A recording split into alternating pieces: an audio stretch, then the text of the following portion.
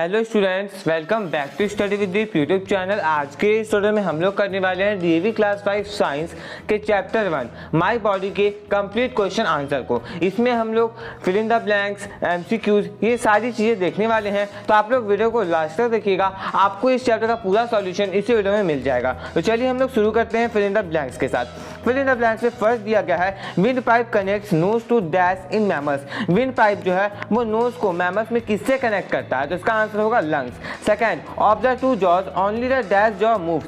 देखिए हमारे पास दो जॉ होते हैं, इनमें से कौन सा जॉ मूव करता है? तो lower jaw.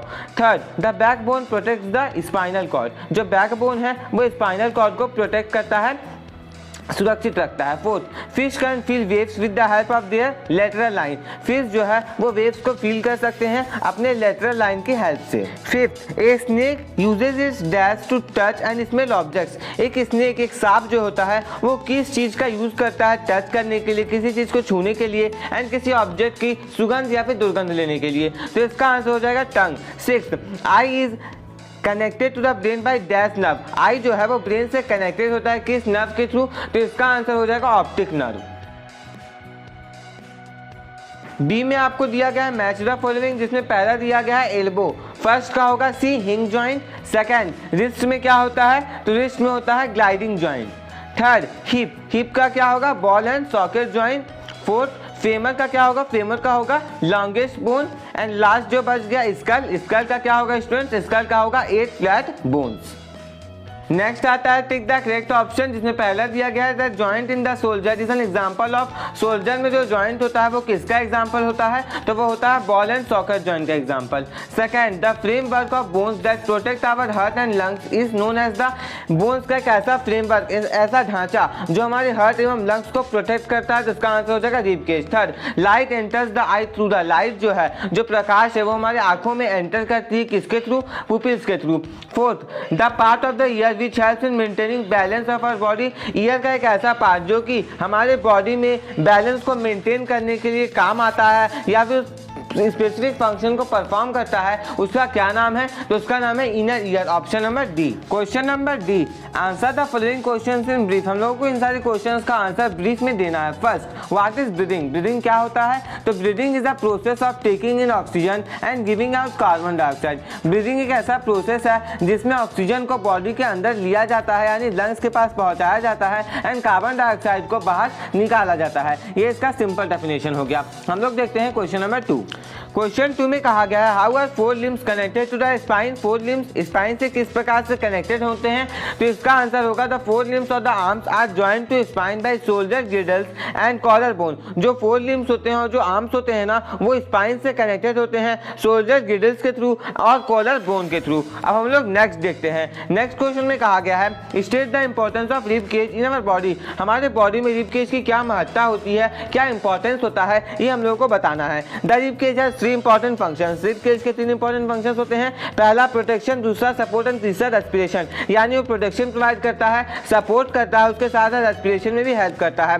It encloses and protects the heart and lungs. ये क्या करता है? हार्ट और लंग्स को प्रोटेक्ट करता है, उसे इनक्लोज करता है, ओके, उसे बोल सकते ढक के रखता है। It provides a strong framework onto which the muscles off shoulder girdle, chest, upper abdomen and back can attach. इसके साथ साथ ये एक बहुत ही अच्छा ढांचा प्रोवाइड करता है जिसमें शोल्डर गिडल के जितने भी मसल्स होते हैं, चेस्ट, अपर एब्डोमेन के जितने भी मसल्स होते हैं एंड बैक के जितने भी मसल्स होते हैं वो अटैच हो पाते हैं। Question number 4, name the main parts of skeletal system. Skeletal system के कौन कौन से मेन पार्ट्स होते हैं ये आपको इस क्वेश्चन में बताना है। The main parts of skeletal system are first the skull, b the backbone, c the rib cage and d the limbs. ये चारों जो होते हैं ये किसी भी स्केलेटल सिस्टम के मेन पार्ट्स होते हैं। Question 5, state the role of inner ear in the process of hearing. बोला जा रहा है कि इनर ईयर का क्या रोल होता है हियरिंग के प्रोसेस में, तो इसका आंसर हो जाएगा the inner ear plays an important role in the process of hearing. देखिए जो इनर ईयर होता है, ईयर का अंदर वाला पार्ट होता है, वो एक इंपॉर्टेंट रोल प्ले करता है हियरिंग के प्रोसेस में।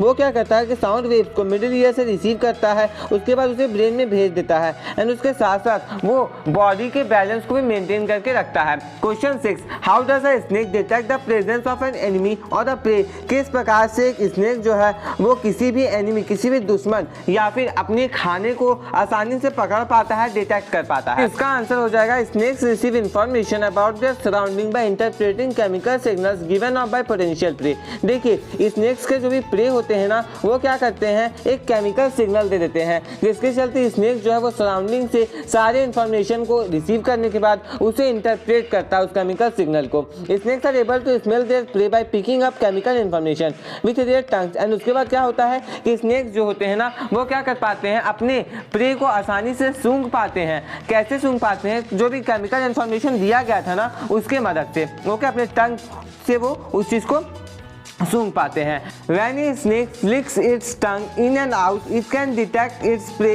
scent trail। बोला जा रहा है कि जब एक स्नेक अपने टंग को अंदर बाहर करता है, उसका मतलब ये होता है कि उस टाइम पे ये अपने प्रे के सेंट को ट्रेल कर रहा है, यानी उसका पीछा कर रहा है।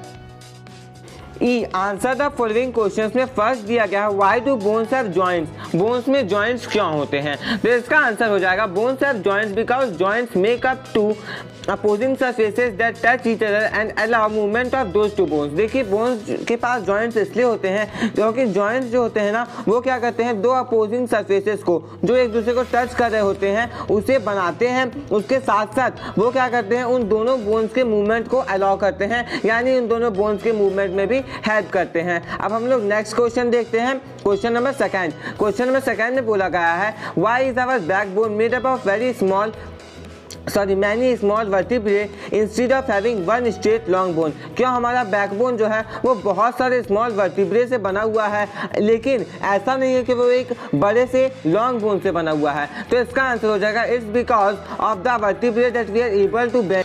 जैसे हम लोग किसी भी काम को करने के लिए झुकते हैं, मुड़ते हैं, वगैरह वगैरह काम जो हम लोग करते हैं, तो यदि वर्टिब्रे नहीं रहेंगे ना, तो हम लोग ये सारे काम नहीं कर पाएंगे, क्योंकि हम लोग झुक नहीं पाएंगे, मुड़ नहीं पाएंगे। यदि बैकबोन स्ट्रेट रहता एंड बिना वर्टिब्रे के रहता, तो हम लोग कभी भी झुक नहीं पाते, मुड़ नहीं पाते। उसके साथ साथ ये मैं बता दूं कि वर्टिब्रे जो है वो मेनली आप लोगों को झुकने, मुड़ने ये सब में हेल्प करते हैं। क्वेश्चन थर्ड में बोला गया why is bone marrow known as the factory for making blood cells? Blood cell बनाने के लिए बोन मैरो को फैक्ट्री क्यों कहा जाता है? Bone marrow is known as the factory for making blood cell because in the bones there are some hollow space which made both RBC and WBC. देखिए bone marrow को blood बनाने की factory इसलिए कहा जाता है क्योंकि बोन्स में क्या होते हैं, कुछ छेद होते हैं, हॉलो स्पेस होते हैं, जगह होता है कुछ अंदर में, जिसके चलते आरबीसी और डब्ल्यूबीसी वहाँ बन पाता है। ओके, क्वेश्चन 4 में कहा गया how does a ball and socket joint work? किस प्रकार से बॉल और सॉकेट जॉइंट वर्क करता है? तो इसका आंसर होगा in this joint one bone which has ball like and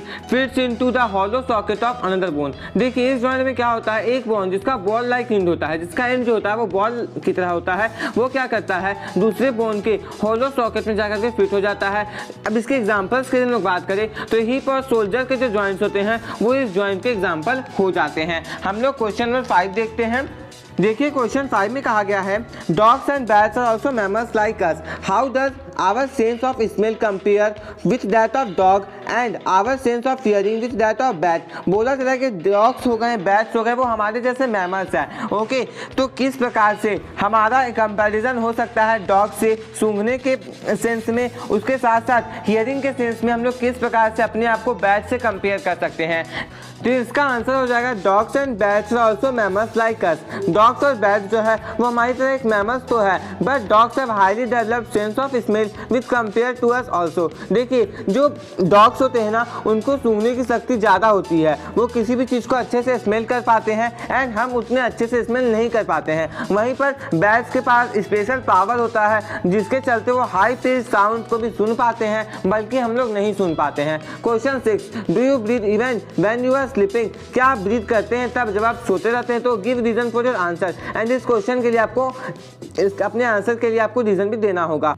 Yes, it's true because the part of brain so called medulla still remains awakened even when we are sleeping. देखिए ऐसा सही है क्योंकि जब हम लोग सो जाते हैं उस समय ब्रेन का एक ऐसा पार्ट जिसका नाम है मेडुला वो हमेशा जागा हुआ रहता है एंड वो बहुत सारे प्रोसेसेस को कंटेन करता है जैसे कि ब्रीदिंग हो गया, रेस्पिरेशन हो गया। ओके, तो इसी के साथ हमारा ये सॉल्यूशन वीडियो कंप्लीट हो गया स्टूडेंट्स। मैंने आपको एक ही वीडियो में इस पूरे चैप्टर का सॉल्यूशन दे दिया, वो भी पूरे एक्सप्लेनेशन के साथ। यदि आपको ये वीडियो अच्छा लगा तो इस वीडियो को लाइक कर दीजिए एंड यदि आप इस चैनल पे नए हैं तो चैनल को सब्सक्राइब करके बेल आइकन को प्रेस करके और प्रेस कर लीजिए क्योंकि मैं आपके लिए ऐसा एजुकेशनल कंटेंट लाता रहता हूँ। आप लोग इस चैप्टर का एक्सप्लेनेशन वीडियो भी जरूर से जरूर देख लीजिएगा, नीचे डिस्क्रिप्शन पे और ऊपर आई बटन पे आपको वीडियो मिल जाएगा। आप लोग क्लास 5 के सभी सब्जेक्ट के प्लेलिस्ट में जरूर से जरूर विजिट कीजिएगा, आपको वहाँ पे सारे सब्जेक्ट के एक्सप्लेनेशन एंड सारे सब्जेक्ट के सारे चैप्टर्स के सॉल्यूशन भी मिल जाएंगे। मिलते हैं नेक्स्ट वीडियो में। Thanks for watching.